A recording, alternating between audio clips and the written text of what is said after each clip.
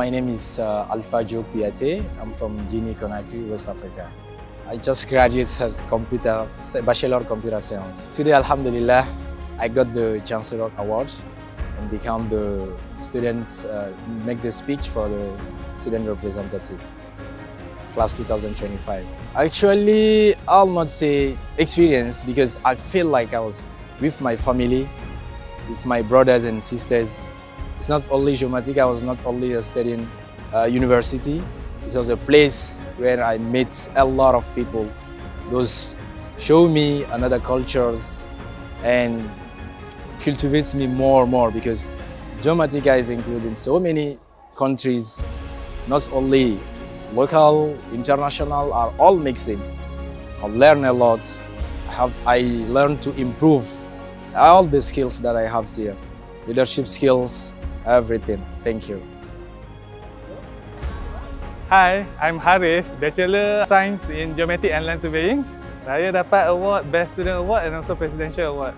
Geomatica Malaysia beri saya pengalaman yang berbeza, iaitu terutama dalam bidang geometrik yang banyak coursework di universiti. Jadi dia memberi pendedahan kepada industri geometrik yang sebelum ini tak sangat popular di kalangan rakyat Malaysia.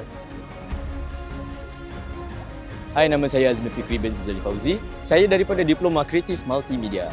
Hari ini saya dapat Best Student Award. Okay, so saya belajar di Universiti Geomatika Malaysia selama 3 tahun. Dalam masa 3 tahun tu ada ups and down lah, saya boleh cakap. Okay, daripada SEM 1 sampailah SEM 6, which is internship. Saya dapat lalui beberapa perkara jugalah sebenarnya. Okay? Antara yang terbesar dalam saya punya experience ataupun pengalaman saya adalah saya kena buat projek, final project untuk FYP saya. So dalam FYP saya terpaksa bekerja sama dengan industri luar.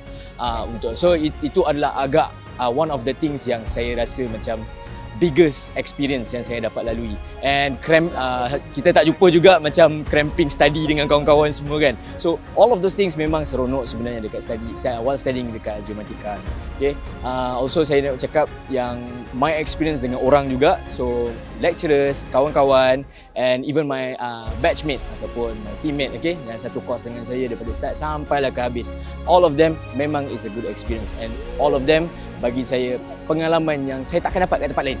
Okay, jadi overall saya boleh cakap pengalaman di Geomatica ni sangatlah seronok. Nama saya Nasha Zaliana binti Norman dari program Diploma in Early Childhood Education. Award Best Student for Diploma in Early Childhood Education juga. Pengalaman banyak, tapi salah satunya adalah pengalaman saya dapat berkongsi kawan bukan sahaja di dalam negara, bahkan di luar negara juga.